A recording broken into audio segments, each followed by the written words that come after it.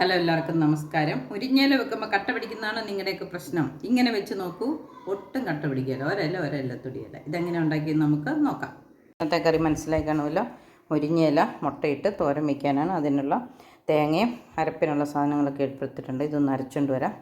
അരച്ചെടുത്ത അരപ്പം മുരിങ്ങയിലൊന്ന് തിരുമ്മി വെച്ചിട്ടുണ്ട്. മുട്ട ഇടുന്നത് കൊണ്ട് വളരെ കുറച്ച് തേങ്ങ ഇട്ടിട്ടുള്ളതാനും.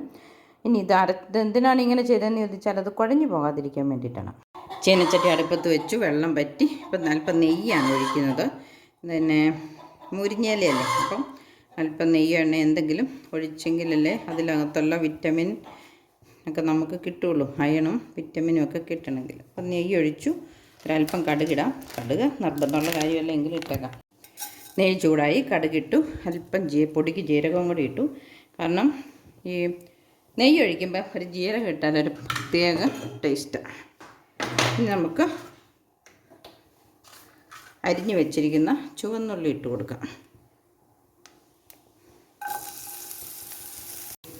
ഉള്ളി മൂക്കും തോറും എണ്ണ ചൂടായിപ്പോവും. അതുകൊണ്ട് നമുക്ക് ഒത്തിരി എണ്ണ ചൂടാകാതിരിക്കുന്നതാണല്ലോ നല്ലത്, എണ്ണ നെയ്യൊക്കെ.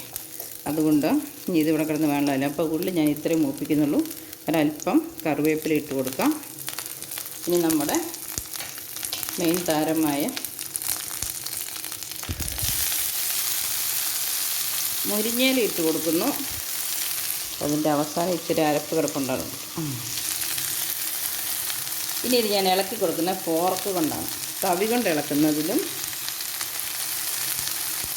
നന്നായിട്ടൊക്കെ വിടർന്ന് വരുന്നത്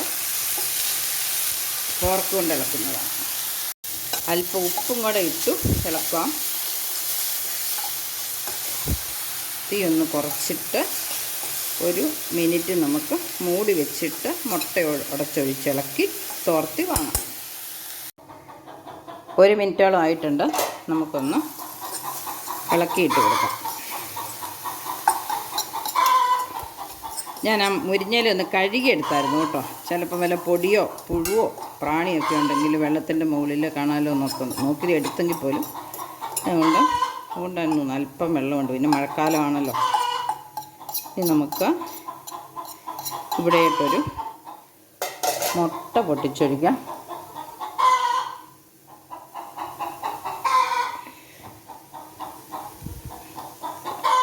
അതിന് വേണ്ട അല്പം കുരുമുളക് പൊടിയും ചേർത്തിട്ട്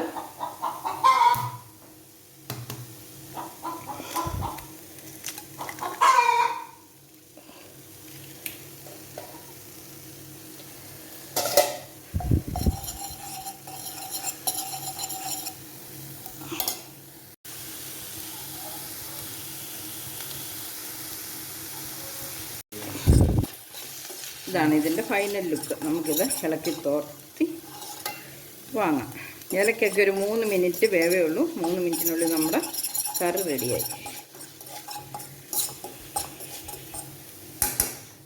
അപ്പോൾ എല്ലാവരും ഇങ്ങനെ വെറൈറ്റി ആയിട്ട് നല്ല തോർന്ന് കിട്ടുന്ന പോലെ അരപ്പൊക്കെ ആദ്യമേ തന്നെ തിരുമ്മി മുട്ടയൊക്കെ ചേർത്ത് മുരിങ്ങയില ഉണ്ടാക്കി കഴിച്ച് ആരോഗ്യത്തോടെ ഇരിക്കുക. പുതിയൊരു വീഡിയോ ആയിട്ട് വരുന്നവരെ ബൈ.